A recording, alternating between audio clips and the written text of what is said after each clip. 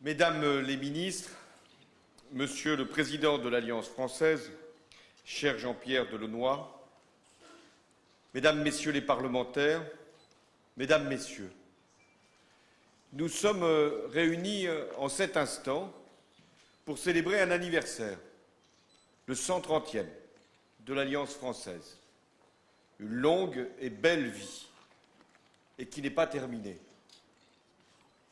D'abord, une longue et belle histoire, une histoire qui, vous le savez, commence, comme toutes les grandes aventures humaines, par une rencontre. C'était boulevard Saint-Germain, le 21 juillet 1883. Nous nous en souvenons les uns et les autres, c'était donc hier. Il y avait le diplomate Paul Cambon, il faut toujours un diplomate, ça peut toujours servir. Un géographe, Pierre Foncin, pour nous dire dans quel monde l'Alliance française allait se déployer. Un ancien ministre, c'est toujours utile un ancien ministre. C'était Paul Bert, et d'autres venus de tous les horizons, de tous les courants de pensée. N'était absente aucune forme de religion ou de philosophie. Une histoire à laquelle se sont associés très vite des grands noms, scientifiques comme Louis Pasteur, écrivains comme Jules Verne, philosophes comme Ernest Renan ou d'autres encore à la carrière prestigieuse comme Ferdinand de Lesseps ou Raymond Poincaré. Voilà votre histoire.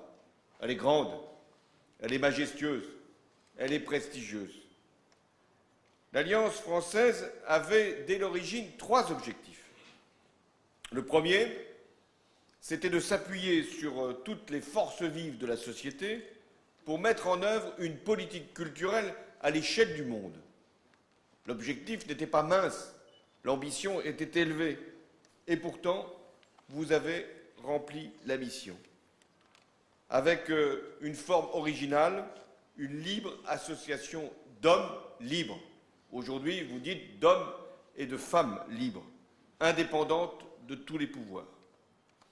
Le deuxième objectif n'était pas moins prétentieux. Il s'agissait de confier le rayonnement de notre langue à tous ceux qui la parlaient et l'aimaient. C'était une déclaration d'amour que l'Alliance française faisait à l'ensemble du monde.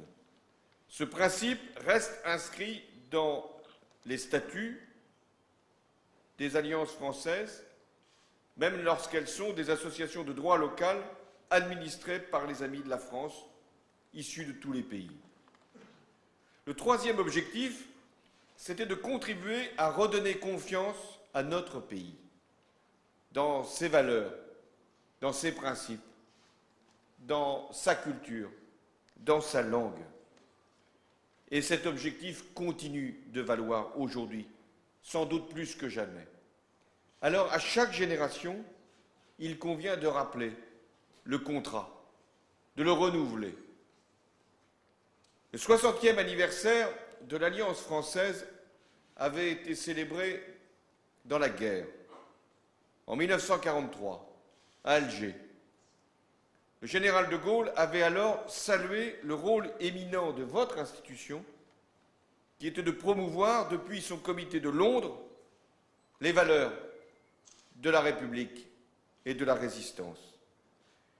Il avait, avec l'usage qu'il faisait de notre langue, un usage remarquable, il avait demandé à l'Alliance de ranimer la flamme claire de la pensée française.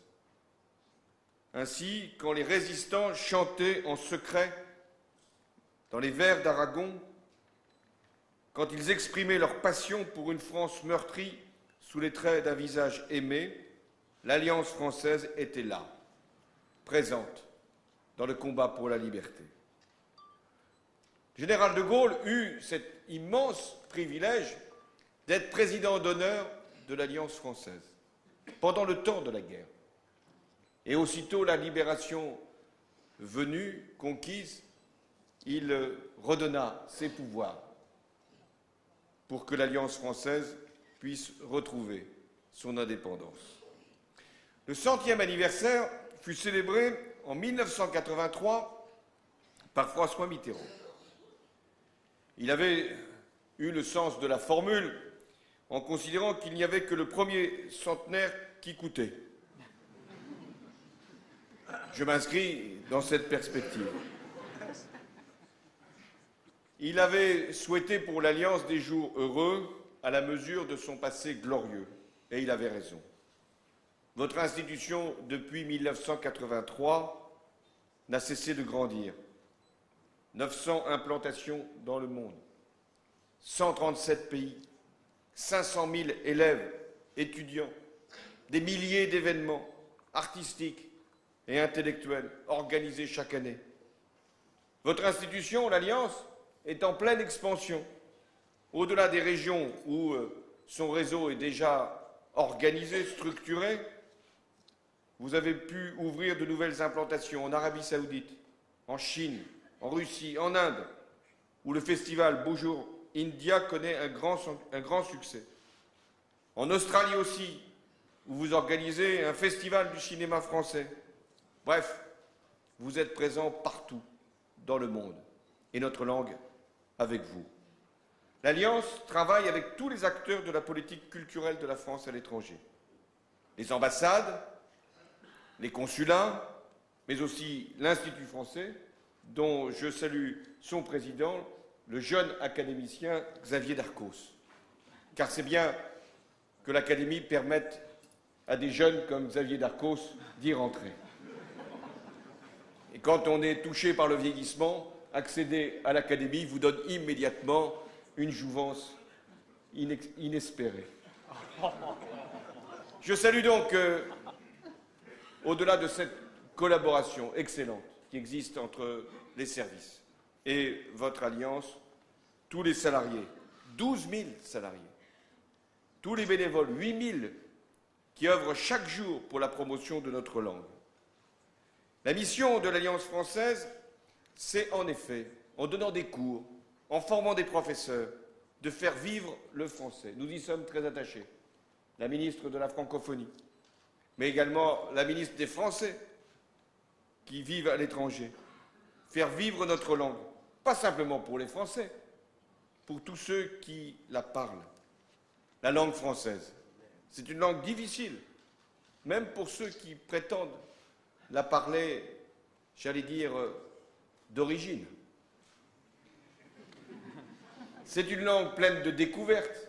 Il y a des mots que l'on apprend à connaître, même au soir de la vie. Mon grand-père, qui était instituteur, avait une méthode. Pour apprendre le français, il m'apprenait le dictionnaire. Chaque jour que je passais avec lui, une page, puis une autre. Je me suis arrêté en route. Et donc il avait cette qualité comme instituteur de connaître des mots que personne n'utilisait, car la langue française est riche. Elle est pleine de pièges aussi, notamment la grammaire. C'est une langue qui a la vertu de conférer, néanmoins, malgré ses pièges et ses difficultés, plus de beauté à tout ce qu'elle désigne. Nous en avons fait don au monde, ou plutôt, le monde qui parle le français nous fait le plus beau présent qui soit. Ceux qui parlent notre langue en sont les seuls propriétaires. Et ils sont de plus en plus nombreux dans cette indivision que nous avons proposée. 220 millions de personnes, dont la moitié de jeunes. Et avec la démographie, notamment sur le continent africain, nous avons bon espoir que d'ici 30, 40, 50 années, il y ait près d'1 milliard de locuteurs en français. C'est une langue, la langue française, de l'émancipation. Apprendre le français, c'est pouvoir lire dans le texte la Déclaration des droits de l'homme et du citoyen de 1789, celle de 1948 aussi. Découvrir également toutes les formes originales de culture. Aimé Césaire avait utilisé le français pour protester contre l'oppression d'une culture par une autre. Apprendre le français, c'est déchiffrer les langages de la liberté. Le français, l'Alliance le promeut partout, dans les enceintes multilatérales. Ce n'est pas toujours facile. Et par commodité, certains pensent aussi, par je ne sais quelle prétention, qu'il est plus, disons, poli, pour rester dans le domaine de la courtoisie, ou plus à la mode de parler une autre langue que le français. Alors, cette langue, vous faites en sorte qu'elle soit parlée partout et vous formez celles et ceux qui ont vocation à transmettre notre langue. On se bat pour une langue, et c'est ce que vous faites dans l'Alliance. On ne se bat pas en défensif, on ne se bat pas contre, on se bat toujours pour partager. Et on se bat aussi pour la culture. La culture n'est pas une marchandise. Et lorsque la culture est traitée comme telle, alors elle est menacée.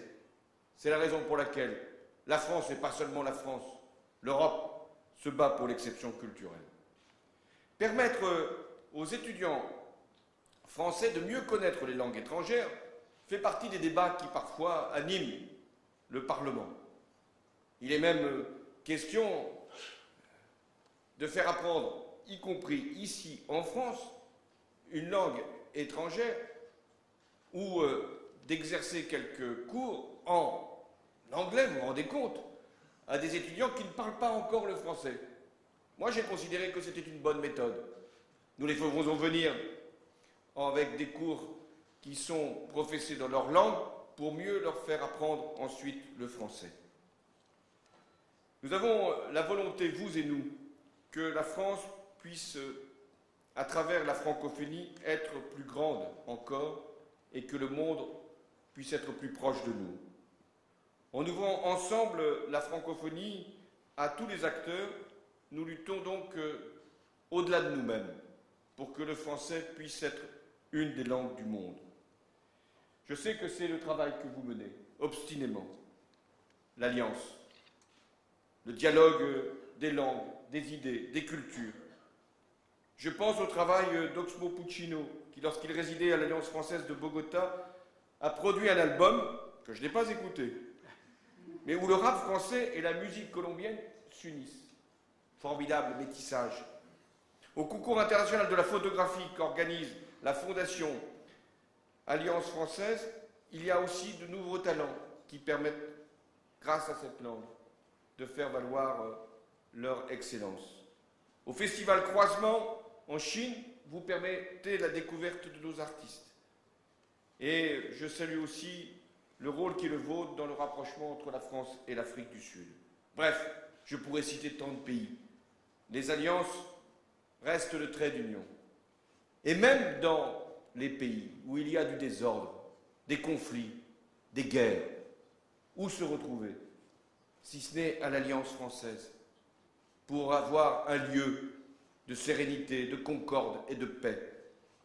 Je me souviens que dans les années de plomb à l'est de l'Europe, et hier dans les années de fer en Amérique latine, c'était les alliances françaises qui permettaient d'accueillir des intellectuels qui préparaient l'avenir de leur pays. Et aujourd'hui encore, dans ce qu'on appelle les pays du printemps arabe, où vont les jeunes, où vont les femmes qui veulent défendre leurs droits, si ce n'est souvent dans les lieux de culture, et notamment à l'Alliance française. L'Alliance française n'est pas une organisation qui dépend de l'État. Ça n'a jamais été ainsi qu'elle a été conçue. L'Alliance française est libre et indépendante. Et en même temps, elle doit travailler avec les institutions. Je l'évoquais. Et je souhaite que ce partenariat soit renforcé pour que nous puissions, avec l'Institut français, avec nos ambassades, avec les ministères, et notamment celui de la culture, porter une politique à l'échelle internationale. Voilà ce que je voulais vous dire à l'occasion de votre anniversaire. Je ne sais pas quand sera fêté les prochains. Il faut des dates marquantes. Finalement, vous avez choisi de fêter les anniversaires de l'Alliance quasiment sous chaque président de la République. Et je souhaite donc que tous mes successeurs, pendant toutes ces années où vous continuerez à promouvoir la langue, soient à vos côtés, et je n'ai pas de doute. Car ce qui fait la force de notre pays, c'est qu'au-delà des alternances, au-delà des majorités, au-delà des personnalités qui peuvent avoir la responsabilité de diriger notre grand pays, il y a toujours cette volonté de promouvoir la langue, la culture, la francophonie et donc la liberté. Je me souviens de ce que disait Léopold Sédar Senghor quand il souhaitait qu'à travers notre langue, chacune de nos cultures se reconnaisse en naissant à l'universel. Ici, vous représentez tous les continents du monde et vous avez donc, à travers la langue française, vous décidez de son caractère universel. Toute votre histoire, celle de l'Alliance, et celle de la France, et celle de ses amis dans le monde, c'est une histoire d'une communauté vivante, vous en êtes la démonstration, qui a cette chance inouïe de ne pas connaître l'usure du temps. Le vieillissement de l'âge vous est étranger, comme l'essoufflement de l'esprit. Plus vous vivez longtemps, plus vous rajeunissez. C'est l'histoire, tout simplement, l'alliance d'une transmission entre les générations, entre les peuples, entre les cultures, pour des valeurs, pour celles de la République. Et c'est pourquoi j'exprime ma gratitude à l'Alliance française qui permet à notre langue d'être la seconde patrie de tous les hommes et de toutes les femmes libres. Merci.